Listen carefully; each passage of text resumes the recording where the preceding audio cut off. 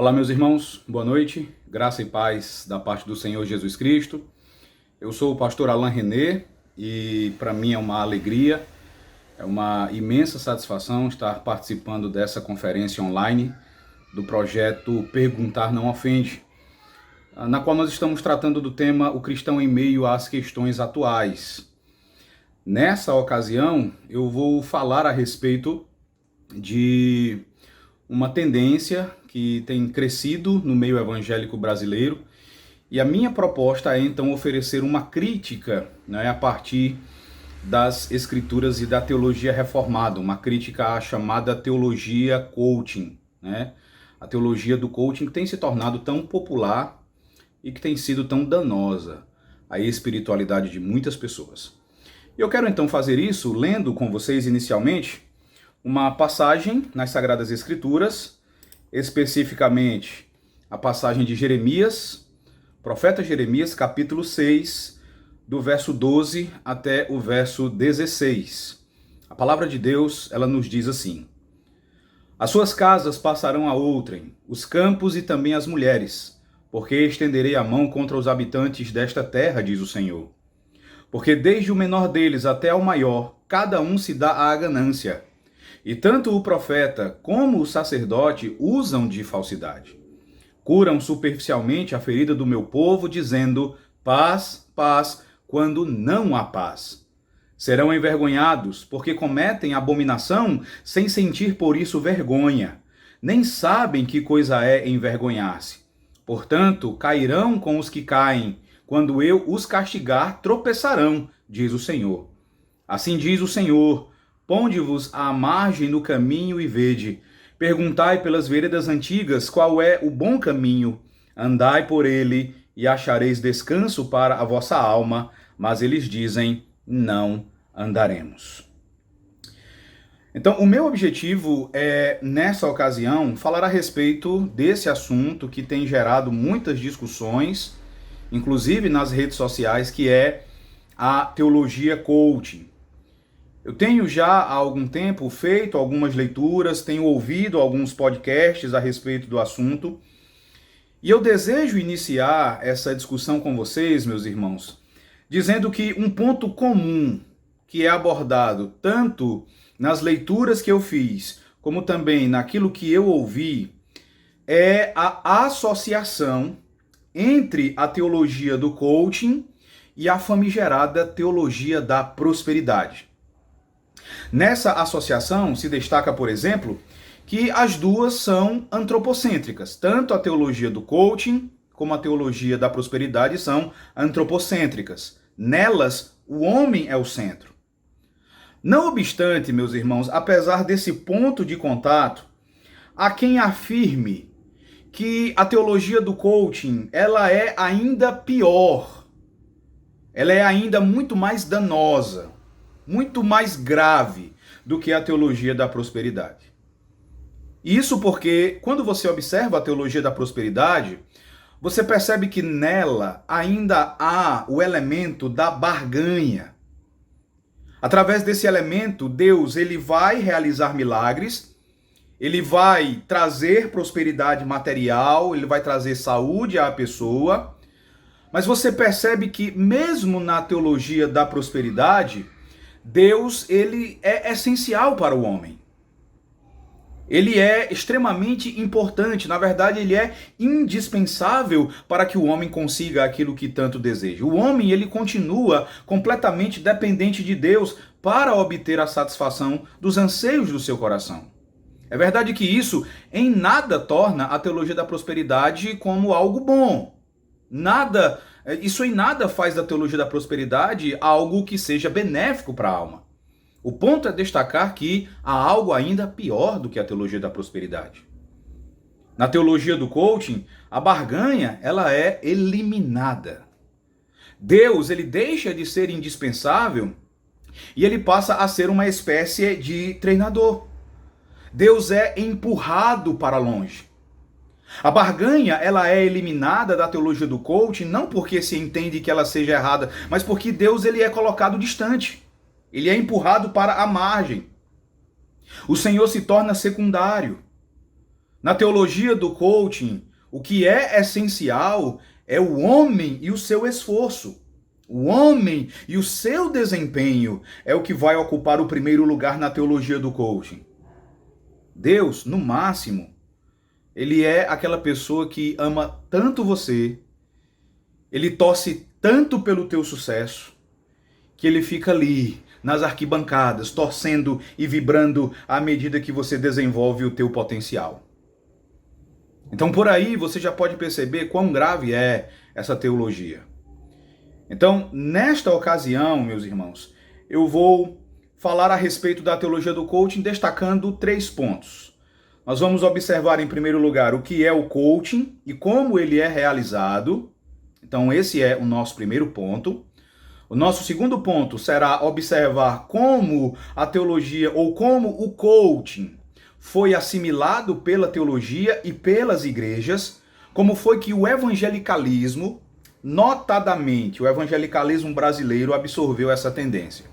E em terceiro lugar, nós vamos observar aquele que é o fundamento da teologia do coaching, bem como da teologia da prosperidade, que é aquilo que alguns estudiosos reformados têm chamado de deísmo moralista terapêutico.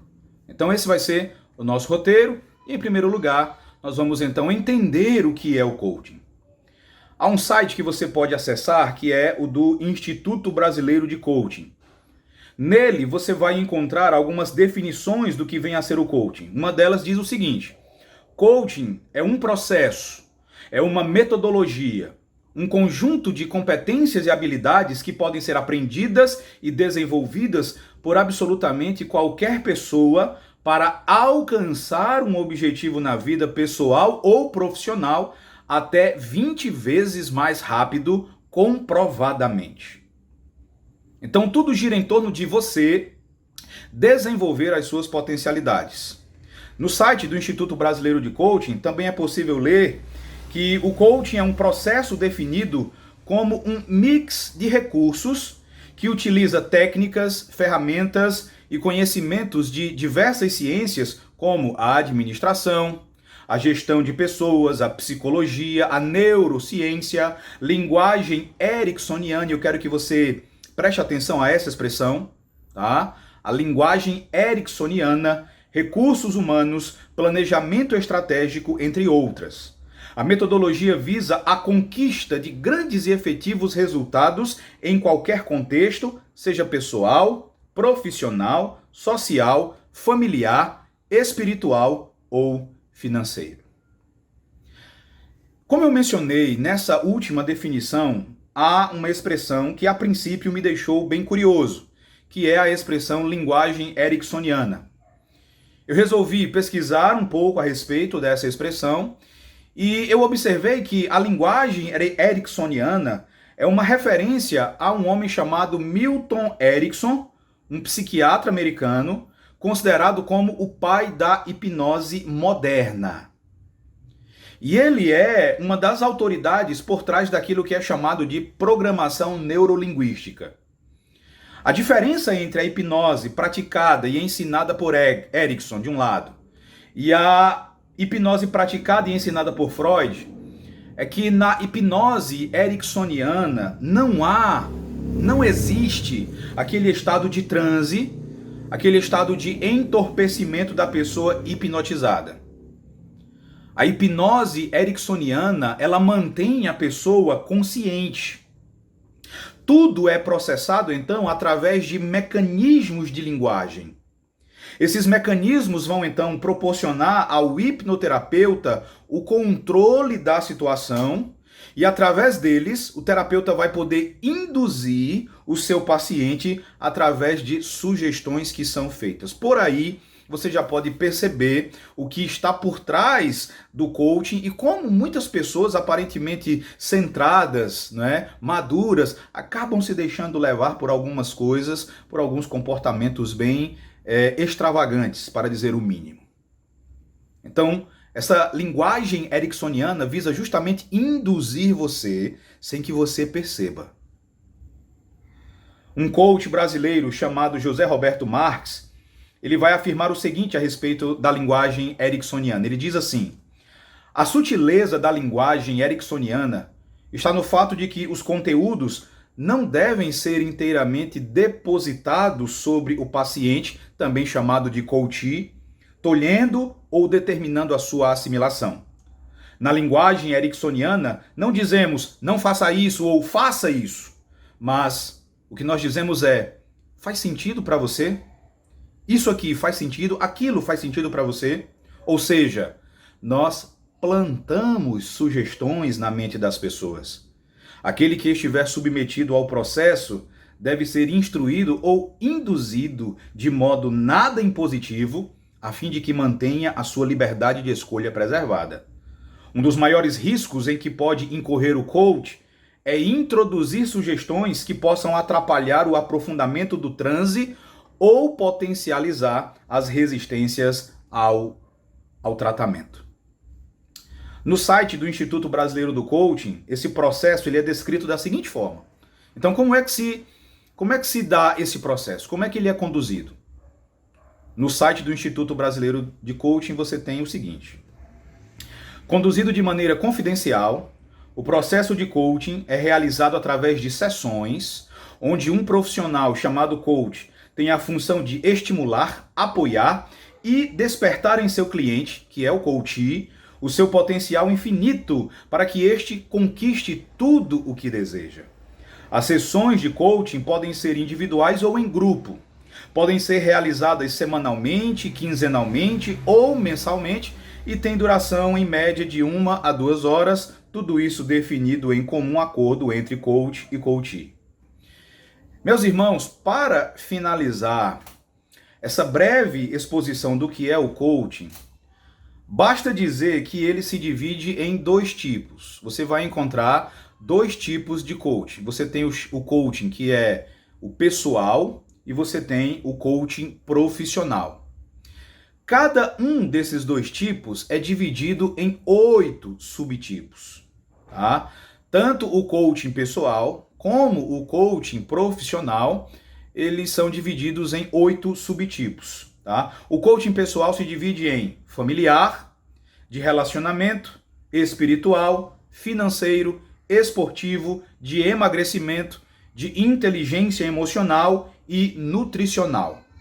Já o coaching profissional se subdivide em corporativo, para concursos, de carreira, de equipes, de vendas, de empreendimento, de recrutamento e de liderança. Eu quero pensar dessa divisão aqui o chamado coaching espiritual.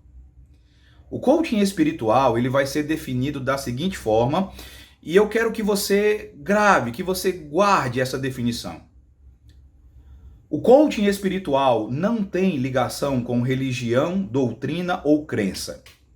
O coaching espiritual tem como foco proporcionar o equilíbrio entre a paz interior do indivíduo e o universo em si.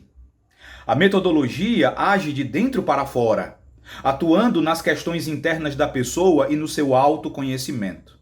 Portanto, o coaching espiritual auxilia o ser humano a identificar as suas crenças e valores, a reconhecer a sua missão e propósito de vida, a acreditar em si mesmo, a ter amor próprio, a superar limites e assim deixar um legado positivo, seja em âmbito pessoal ou profissional. Por que eu disse que você deve guardar essa definição? Simplesmente porque a teologia do coaching é exatamente a apropriação e a leve modificação dessa definição de coaching espiritual.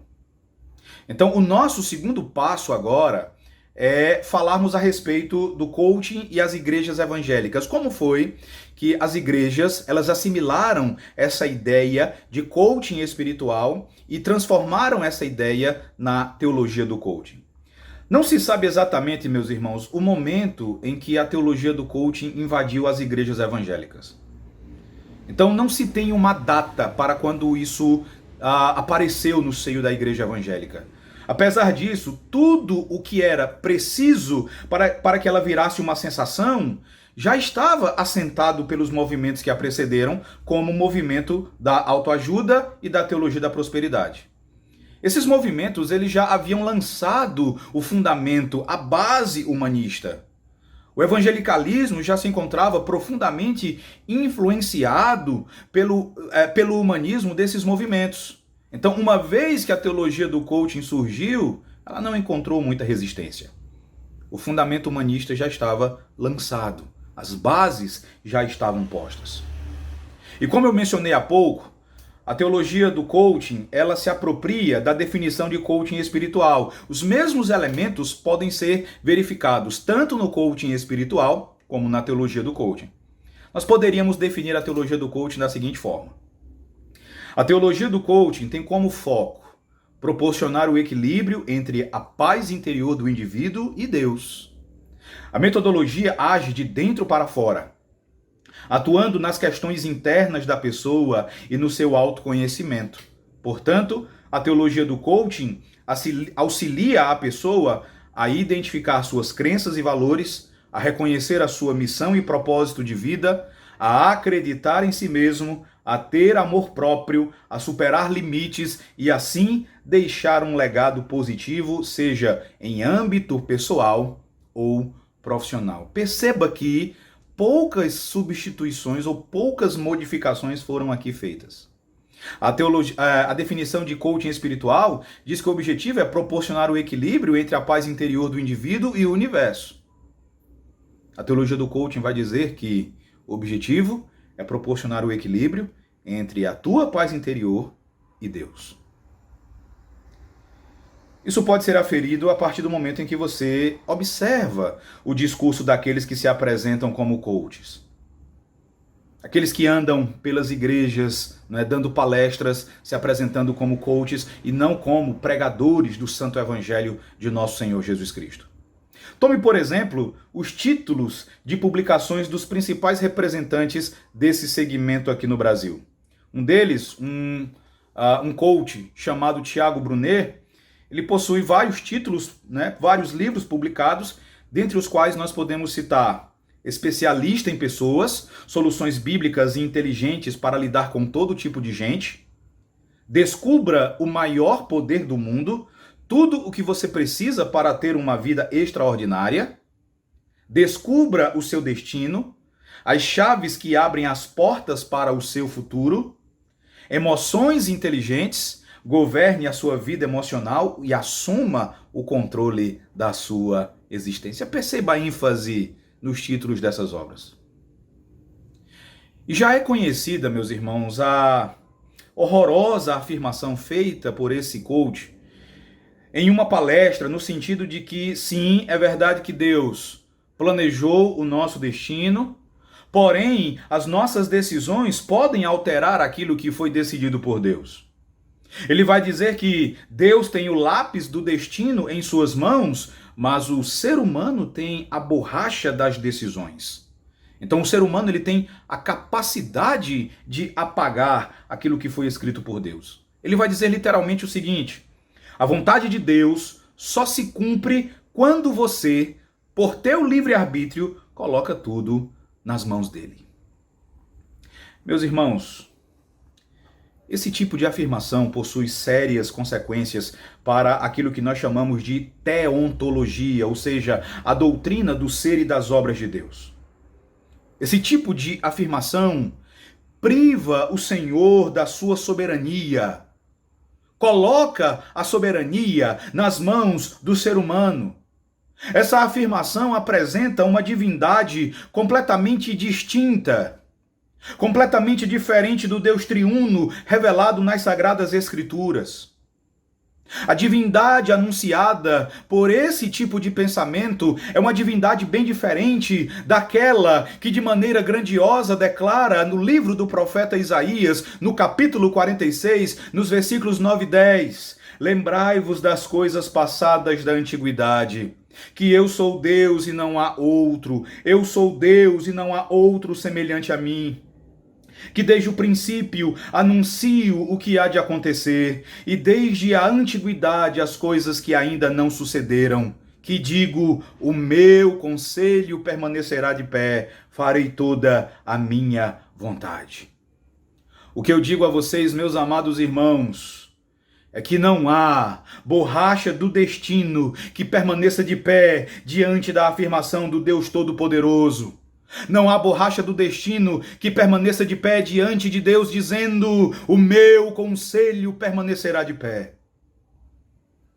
Meus irmãos, o Deus apregoado por Tiago Brunet é completamente distinto daquele que foi confessado por um rei pagão, um rei chamado Nabucodonosor.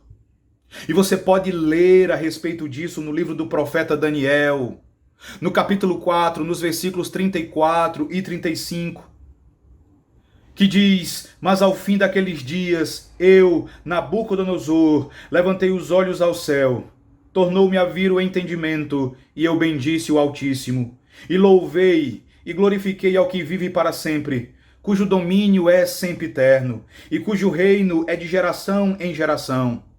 E aí, Nabucodonosor completa dizendo: todos os moradores da terra são por ele reputados em nada. E segundo a sua vontade, ele opera com o exército do céu e os moradores da terra.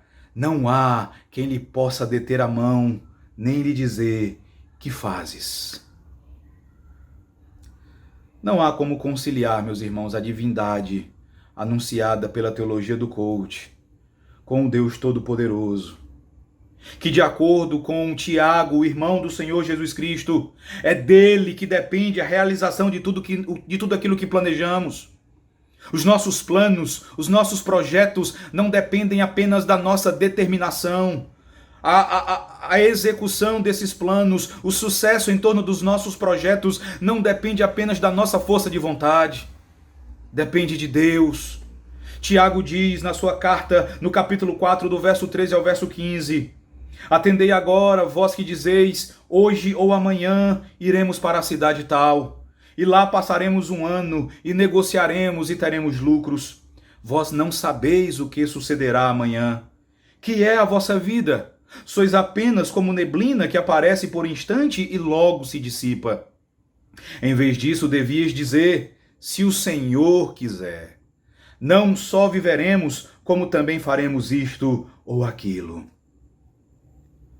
Há outro coach bem conhecido no meio evangélico, que até se apresenta como pastor, um pastor chamado David Leonardo, autor de um best-seller no Brasil.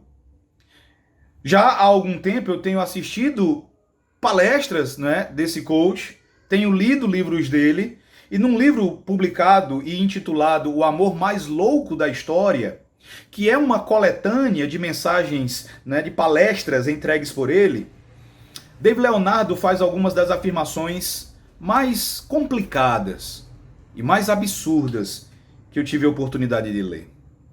Por exemplo, ecoando uma das suas preleções que mais agitaram as redes sociais, falando a respeito de Judas Iscariotes, ele faz algumas afirmações bem complicadas, como por exemplo: Judas pode até ter sido um bom discípulo durante o tempo que andou com Jesus, mas ninguém nunca soube, porque na noite em que o entregou à morte, ele invalidou todas as suas obras.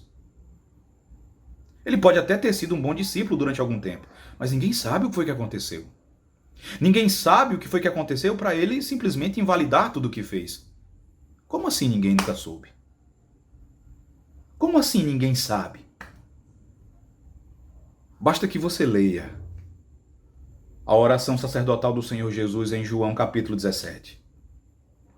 Porque lá você vai encontrar no verso 12 a informação de que tudo o que aconteceu a Judas foi para que nenhum dos discípulos de Cristo se perdesse, exceto o filho da perdição, para que se cumprisse a Escritura. Outro detalhe, meus irmãos, é que Judas nunca foi um bom discípulo. Ele nunca agiu com fidelidade em relação ao Senhor Jesus Cristo. Os evangelhos vão descrevê-lo como um ladrão. Em João, no capítulo 12, do verso 4 ao verso 6, está escrito: mas Judas Iscariotes, um dos seus discípulos, o que estava para traí-lo, disse: por que não se vendeu este perfume por 300 denários e não se deu aos pobres? E aí João vai fazer o seguinte comentário: isto disse ele, não porque tivesse cuidado dos pobres, mas porque era ladrão. e, tendo a bolsa, tirava o que nela se lançava. João é claro, ele é categórico. Judas era ladrão. David Leonardo continua dizendo: por isso, ainda que em certa altura tivesse se arrependido, Judas não sabia o que fazer com aquele arrependimento, porque não havia entendido o amor por trás de Jesus. Meus irmãos, em nenhum lugar as Sagradas Escrituras atribuem arrependimento a Judas Iscariotes. Em Mateus, no capítulo 27, no verso 3, é dito que Judas estava tocado de remorso. E é interessante que a palavra traduzida aí como remorso é considerada um sinônimo para a palavra comumente traduzida como arrependimento.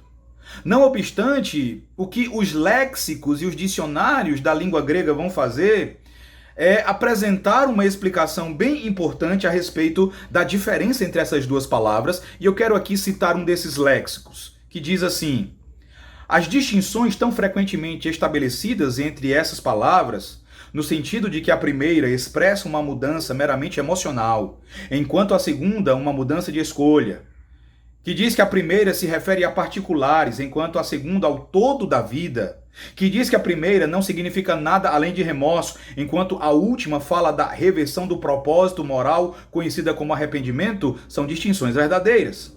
A palavra traduzida como arrependimento é o termo mais completo e o mais nobre, é o termo expressivo de ações e questões morais. E esse termo, ele nunca vai ser usado para falar a respeito de Judas Iscariotes.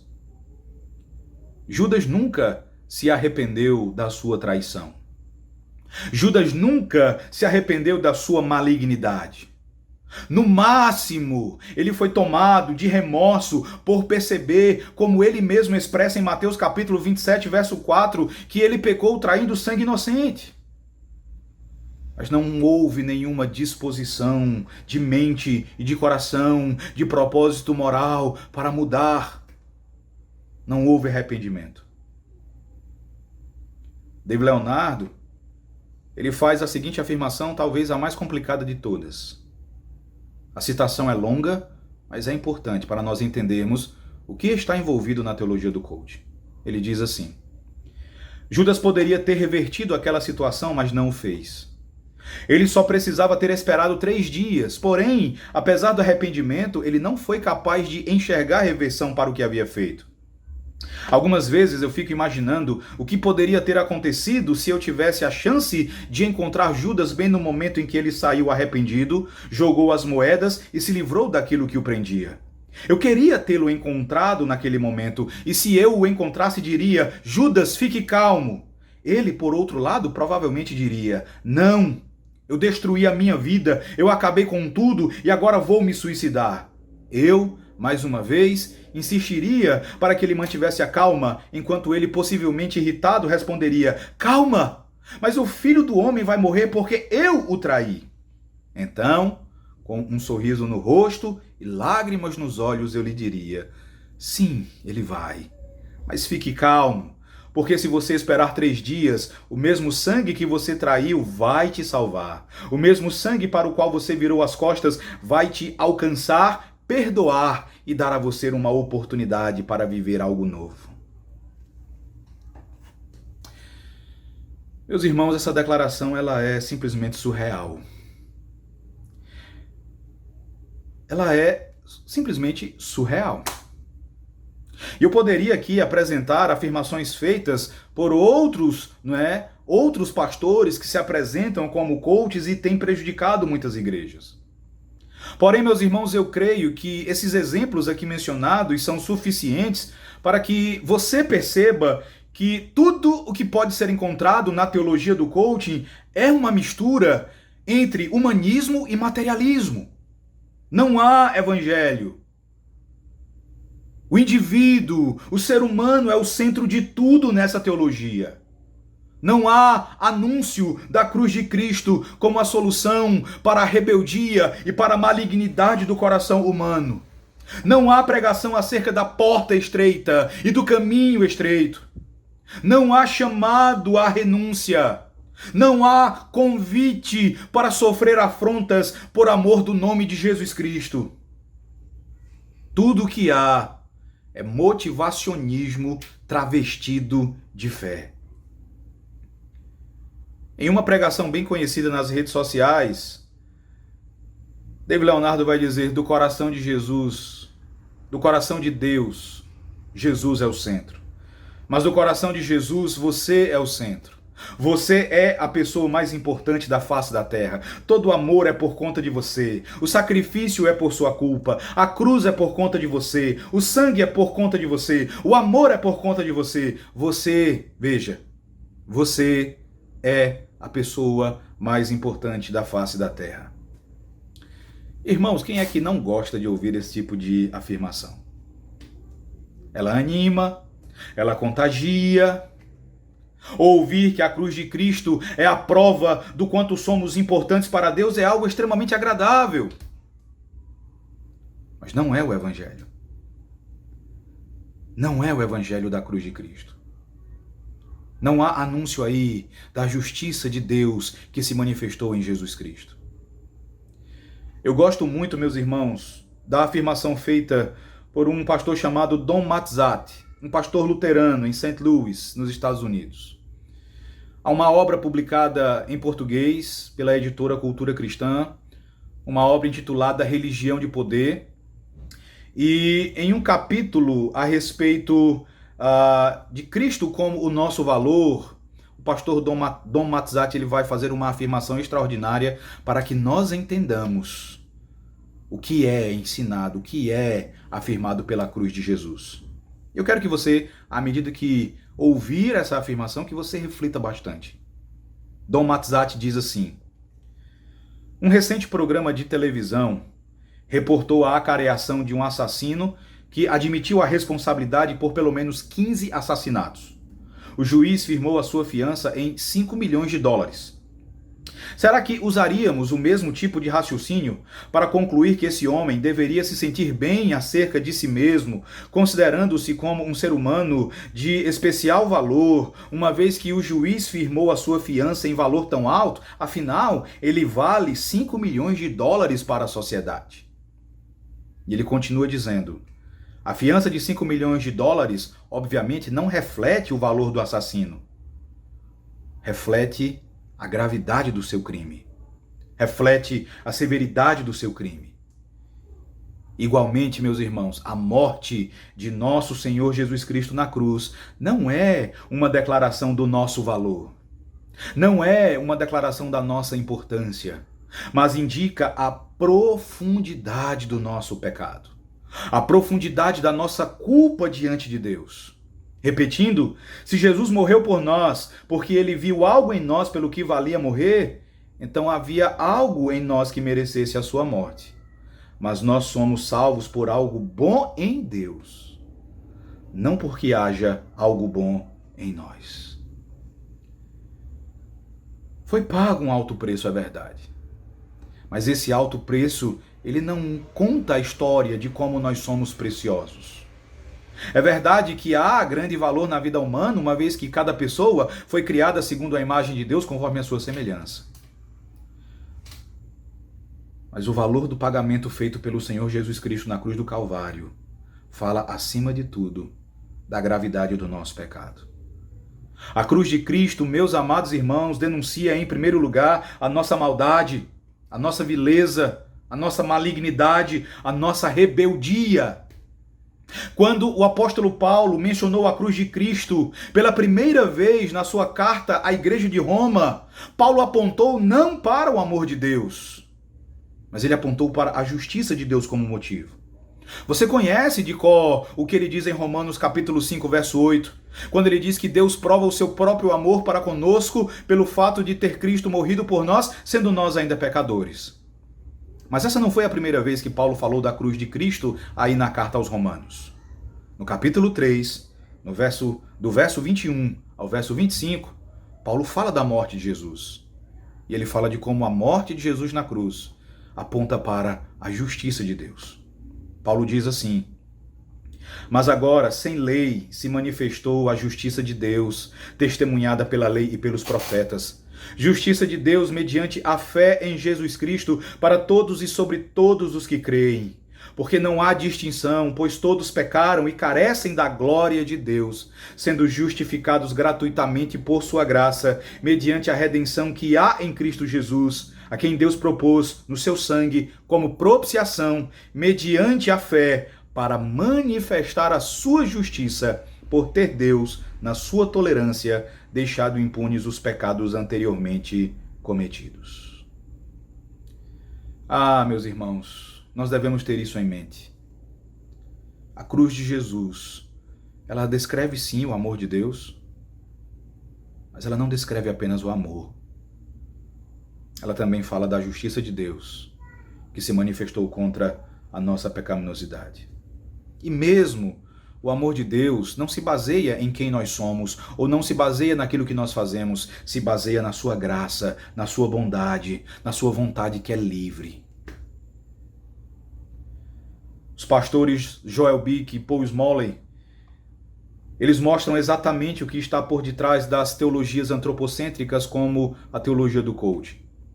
Eles vão dizer assim: às vezes o teísmo finito aparece nas crenças informais de uma cultura. Na cultura americana, isso geralmente aparece na forma de um Deus da simpatia. Um exemplo recente é o fenômeno que alguns sociólogos chamam de deísmo moralista terapêutico. Essa teologia popular pode ser resumida nas palavras: Deus é como alguém que está sempre presente para você. A justiça e a lei de Deus são reduzidas a seja bom, agradável e justo com o outro. Sua onipresença se torna suporte emocional, mas a sua majestade permanece a uma distância segura. Sua glória deixa de ser o objetivo de todas as coisas e o verdadeiro norte da bússola moral. O principal objetivo do homem é sentir-se bem consigo mesmo. Por isso que essa visão ela é chamada de terapêutica. Meus irmãos, se nós pudéssemos falar de um catecismo maior, do deísmo moralista terapêutico, de autoria de todos esses coaches, nós poderíamos pensar na primeira pergunta como sendo algo mais ou menos assim: qual o fim principal de Deus? A resposta seria: o fim principal de Deus é me fazer feliz e me dar tudo que eu quero. Bem diferente do nosso catecismo maior de Westminster. Mas o que é, então, meus irmãos, o deísmo moralista terapêutico? E esse é o meu terceiro ponto agora com os irmãos nesta palestra. E essa expressão, irmãos, deísmo moralista terapêutico, foi cunhada por um sociólogo americano chamado Christian Smith, em um livro publicado em coautoria no ano de 2006. Nesse livro, ele define o deísmo moralista terapêutico como um credo que possui as seguintes premissas. Primeira, um Deus que existe, criou e ordena o mundo, além de cuidar da vida humana na Terra. Segundo, Deus quer que as pessoas sejam boas, legais e justas umas para com as outras, como é ensinado na Bíblia e pela maioria das religiões mundiais. Terceiro, o objetivo central da vida é ser feliz e se sentir bem consigo mesmo. 4.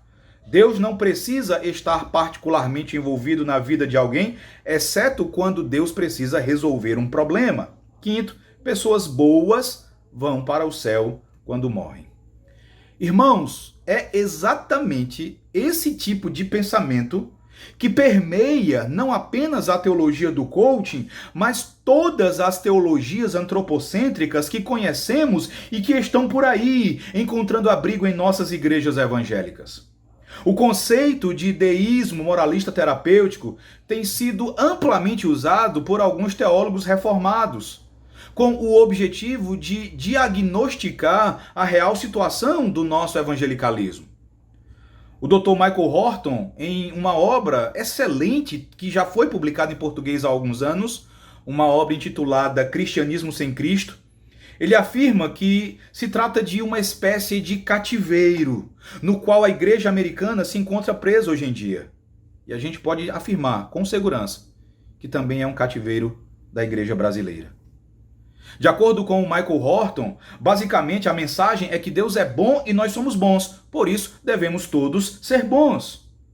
Ele também vai citar um estudioso americano chamado George Barna, que, após conduzir uma pesquisa entre os evangélicos americanos, concluiu que, para um número crescente de americanos, Deus, caso pelo menos se acredite em uma divindade sobrenatural, Deus existe para o prazer da humanidade.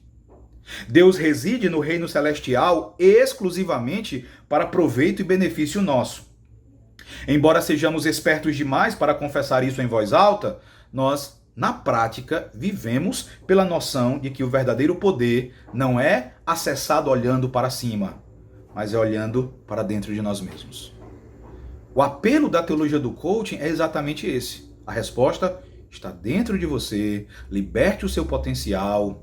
Deus, ele vai apenas te ajudar a desenvolver as tuas potencialidades. Michael Horton menciona também que há mais de uma década ele teve a oportunidade de entrevistar um homem chamado Robert Schuller, um controverso pastor americano adepto da teologia da confissão positiva.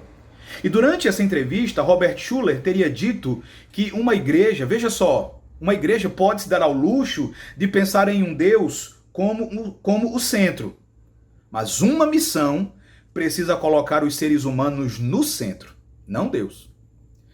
Não apenas isso, mas de acordo com ele, a teologia clássica cometeu um erro em sua insistência na teologia teocêntrica, ou seja, na teologia centrada em Deus. De acordo com ele, ela teria feito bem melhor se ela tivesse colocado o homem no centro de todas as coisas. Então veja, há nessas afirmações alguma semelhança com aquilo que nós presenciamos em nosso país e em nossas igrejas através da teologia do coaching? Meus irmãos, a semelhança é assustadora. O Dr. Michael Horton, ele começa o seu livro Cristianismo Sem Cristo com uma pergunta bem interessante. A pergunta é a seguinte, eu quero que você tente imaginar. Como seriam as coisas se Satanás assumisse por completo o controle de uma cidade? Se Satanás tomasse por completo o controle da cidade onde você mora, como as coisas seriam? E na resposta, o Dr. Michael Horton cita um pastor presbiteriano americano chamado Donald Grey Barnhouse. Ele foi pastor da histórica 10ª Igreja Presbiteriana da Filadélfia. E ele vai dizer assim: Barnhouse especulou que se Satanás assumisse o controle da Filadélfia, todos os bares seriam fechados, a pornografia seria banida e as ruas imaculadas ficariam cheias de pedestres bem arrumados que sorririam uns para os outros. Não haveria xingamentos, as crianças diriam sim, senhor e não, senhora. E aí ele vai concluir dizendo, veja só, e as igrejas estariam cheias todos os domingos, onde Cristo não seria pregado. Esse é o ponto. Satanás trataria de banir a pregação da cruz de Cristo. Cristo não seria mencionado, ele não seria pregado, a sua cruz não seria anunciada, a sua ressurreição para a nossa justificação não seria proclamada. Cristo não seria anunciado. Meus irmãos, qual é o elemento que está ausente da teologia do coaching? É a pregação da cruz, é a pregação de Jesus e este crucificado. Os bares não estão fechados, a pornografia anda solta, há xingamentos no mundo, as crianças hoje em dia, em grande parte, são mal educadas, mas, meus irmãos, inegavelmente, muitas igrejas estão abarrotadas de pessoas aos domingos para ouvir pregadores que não pregam uma palavra sequer do Evangelho de Cristo. Existem muitos púlpitos nos quais Cristo não é anunciado, ele não é pregado. E os adeptos da teologia do coaching não anunciam Cristo e este crucificado. A menção que esses homens fazem ao nome de Cristo em suas palestras motivacionais nada mais é do que apenas uma quebra, uma flagrante e uma maligna quebra do terceiro mandamento. Eles tomam o santo nome de nosso Senhor Jesus Cristo em vão. Eles mentem em nome de Jesus. Irmãos, inegavelmente, o cristianismo da teologia do coaching é um cristianismo sem Cristo. Então fuja dela. Fuja dela. Não dê ouvidos a esses homens. Eu quero concluir essa palestra apenas chamando a tua atenção para o fato de que sim, é verdade que Deus nos criou para sermos felizes. É verdade que sim, Deus nos criou para que nós encontrássemos a felicidade. Mas saiba que você jamais encontrará a felicidade dentro de si mesmo. A resposta nunca estará dentro do teu coração. O potencial inerente que há no teu coração é apenas o potencial para o pecado. Há um grande vazio dentro do coração do ser humano. Um vazio que jamais será preenchido pelas coisas deste mundo. Um vazio que jamais será preenchido através do desenvolvimento das capacidades ou das potencialidades da pessoa. Enquanto o homem estiver centrado em si mesmo, ele estará apenas entorpecido por uma mensagem que no final das contas terá contribuído para a sua danação eterna. Essa mensagem pregada pela teologia do coach, meus irmãos, não pastoreia vidas, não pastoreia corações. Essa mensagem apenas proporciona boas emoções e entretenimento para bodes, como diria Charles Spurgeon. Para mim, meus irmãos, é sintomático que pessoas como Anitta, Nego do Borel, Ludmilla e muitas outras pessoas aí que estão arruinadas em seus pecados e apenas arruinando outras vidas através da deterioração da cultura, sejam exatamente aquelas que comentam as postagens dos palestrantes da teologia do coaching, dizendo coisas como: é forte, recebo, que bênção, irmãos. São pessoas que permanecem em suas promiscuidades, sem arrependimento, sem temor a Deus, sem submissão à palavra de Deus. Então, eu quero dizer a você que a felicidade que Deus tensiona para nós, essa felicidade só pode ser encontrada nele. Essa felicidade só pode ser encontrada em uma vida de submissão à sua palavra, de renúncia ao ego, de arrependimento dos pecados, de reconhecimento da maldade. Só pode ser encontrada na fé e na confiança no sacrifício de Cristo, sacrifício pelo qual nós somos perdoados da nossa culpa e pelo qual nós temos comunhão, profunda comunhão com Deus. A verdadeira felicidade, meus irmãos, está em viver não para o desenvolvimento infinito das nossas potencialidades, mas está em gastarmos todo o nosso ser para o serviço de Deus e para vivermos visando a glória do seu nome. Para que as outras pessoas vejam as nossas boas obras e glorifiquem ao nosso Pai que está nos céus. Foi isso o que o salmista Asaf entendeu no final do Salmo 73. Como é que Deus começa a nos fazer verdadeiramente felizes aqui nesta vida? Ele começa a nos fazer felizes nesta vida, meus irmãos, se tornando nosso. Ele se revela a nós, ele nos chama para termos comunhão com ele e ele se torna nosso. Como foi afirmado por Asaf no Salmo 73, no verso 26, quando ele diz: Deus é a fortaleza do meu coração e a minha herança para sempre. É assim que você pode desfrutar de felicidade já na presente vida. Enquanto Asaf buscou a felicidade nas coisas exteriores, naquilo que os ímpios possuíam, enquanto ele buscou isso, ele experimentou a infelicidade. Foi somente quando Asaf se tocou que ele tinha a maior de todas as riquezas, que ele tinha o próprio Deus com ele. Foi aí que ele encontrou a verdadeira felicidade. E por isso, meus irmãos, eu quero concluir compartilhando com vocês o que outro servo de Deus do passado, um pastor puritano chamado George Swinnock, ele afirmou sobre essa declaração de Asaf no Salmo 73. É belíssimo o que George Swinnock diz aqui. Grave isso. Deus é todas as coisas boas. Ele é cada coisa boa. Ele é autossuficiente, somente suficiente e todo suficiente. Nada falta em Deus, seja para a proteção da alma de todo mal, seja para a perfeição da alma com todo bem. Se Deus fosse a sua porção, você encontraria nele qualquer coisa que o seu coração desejasse e qualquer coisa que pudesse levar você à felicidade. Você é ambicioso? Então Deus é uma coroa de glória. Você é cobiçoso? Deus é riquezas insondáveis. Você é lascivo? Deus é rios de prazer e plenitude de alegria. Você está com fome? Deus é um banquete. Você está cansado? Deus é repouso. Ele é uma sombra para o calor e um abrigo para a tempestade. Você está fraco? Deus é força eterna. Você está em dúvida? Deus é maravilhoso em conselho. Você está nas trevas? Então Deus é o sol da justiça. Ele é uma luz eterna. Você está doente?